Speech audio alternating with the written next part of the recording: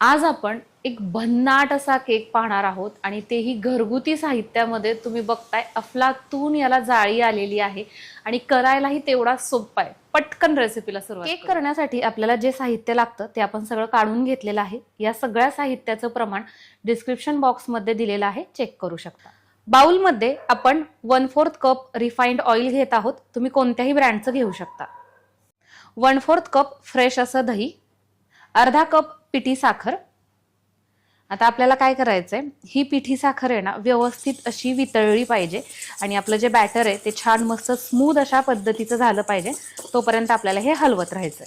इथे एक टिप तुम्हाला सांगते, ज्या वेळेस तुम्ही केकचं बॅटर तयार करता की नाही, तर त्यावेळेस सुरुवातीच्या स्टेप पासून शेवटपर्यंत ज्यावेळेस तुम्ही हे अशा पद्धतीनं फेटत असताना तेव्हा त्याची डायरेक्शन एकच ठेवायची. जेव्हा तुम्ही असं फिरवताय तर त्यावेळेस असंच फिरवायचं, असं उलट्या दिशेने मधनच फिरवायचं नाही. कंटिन्यू आपल्याला एकच दिशा याची ठरवायची आणि त्याच पद्धतीने हे फिरवत राहायचं. इथं तुम्ही बघताय छान मस्त स्मूथ अशा पद्धतीचं हे बॅटर झालंय की नाही. हे आपल्याला असंच हवंय आणि आपला हात दुखेपर्यंत आपल्याला हे फेटून घ्यायचं असतं, म्हणजे व्यवस्थित असं हे तयार होतं.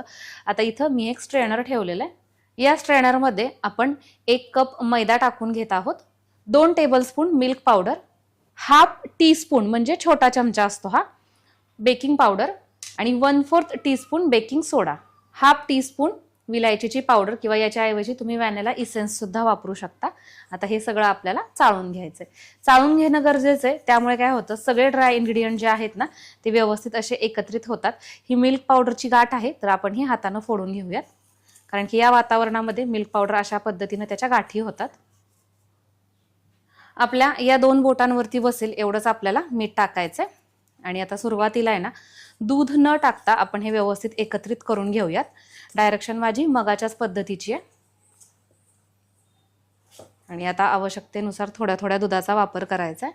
सुरुवातीला घेताना आपण अर्धा कप दूध घेतले, पण आपल्याला जेवढं लागेल तेवढंच दूध वापरायचंय.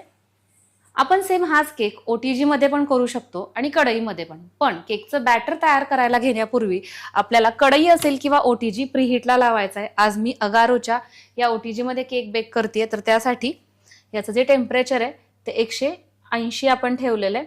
खालचे आणि वरचे दोन्ही रॉड आपल्याला चालू ठेवायचे आणि सोबतच प्रीहीट करतोय त्यामुळे 10 मिनिटाचा टायमिंग लावूयात.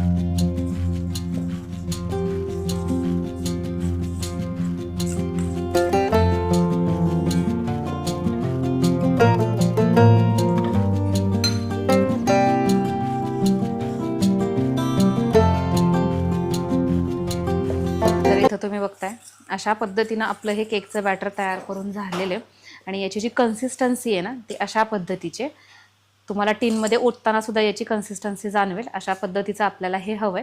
आपण अर्धा कप दूध घेतलेलं तर त्याच्यातलं अगदी फक्त 1 चमचाच दूध शिल्लक राहिले.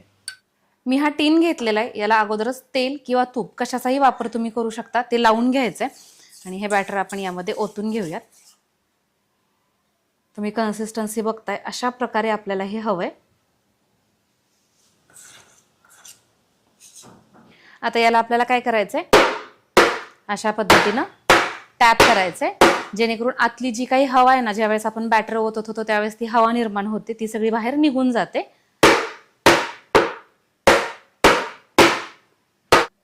त्यात आपण हे ठेवून घेतोय. आता याचा टायमिंग आपल्याला 30 मिनिटांसाठी करायचा आहे. केक बेक करण्यासाठी आज आपण वापरलेला आहे अगारो मार्वल 25 लिटर OTG. जर तुम्हाला सुद्धा हा OTG हवा असेल तर लिंक डिस्क्रिप्शनमध्ये दिलेली आहे, चेक करू शकता. केक छान अशा पद्धतीनं बेक झालेला आहे, बाहेर काढून घेऊयात. तर इथं बघा केक आपण पूर्णपणे थंड करून घेतलेला आहे. केक थोडा सुद्धा गरम नकोय बरं का, नाहीतर मग काय होतं इथला मधला जो भाग आहे ना तो याला चिटकून राहतो आणि मग तो आपला केक व्यवस्थित असा डिमोल्ड होत नाही. आता हा आपण असा अगोदर चाकूचा वापर करून थोडासा सेपरेट करून घेतोय. छान असा रंग आलेला आहे ना आणि तुम्ही बघू शकता हे सगळं जे आहे ना ते छान अशा केकची लक्षणं आहेत. सुंदर छान आले ना रंग. आणि बघा केकचा बेस बघा किंवा हे जे टीन आहे ते बघा, तुम्ही अजिबात कुठेही केक मधल्या साईडला वगैरे चिटकलेला नाही, मस्त सुटसुटीत आणि छान अशा रंगावरती हा केक बेक झालेला आहे. हा केक जर कोणाला टेस्ट करायला दिला ना तर ते ओळखणार सुद्धा नाहीत की होममेड आपण हा केक केलेला आहे. आपण जे बाहेरचं रेडीमेड प्रेमिक्स आणतो ना, अगदी सेम तशाच पद्धतीची ही लादी लागते. तुम्ही या लादीला आयसिंग करून हा आईस केक म्हणून सुद्धा विकू शकता. मधून दाखवते की कशा पद्धतीची याला बघा बघा स्पॉन्ज बघा तुम्ही आतमधला, अगदी परफेक्ट अशा पद्धतीचा तयार झालेला आहे. कुठेही तुम्हाला हे जाणवणार नाही आहे की आपण होममेड विदाऊट अंडा, म्हणजे अंड खातात ना बरेचसे जण आणि अंड्याचा वापर सुद्धा केकमध्ये होतो, पण तशा पद्धतीचं आपण काहीही केलेलं नाही आहे. तरी ही परफेक्ट अशी याला जाळी आलेली आहे. अहो वाट कशाची बघताय, असला भारी केक करण्यासाठी सुद्धा तुम्ही विचार करताय म्हटल्यानंतर तुमची कमाल आहे. चला परत भेटूयात एका नवीन नेक्स्ट छान मस्त सोप्यातल्या सोप्या रेसिपी सहित. तोपर्यंत बाय.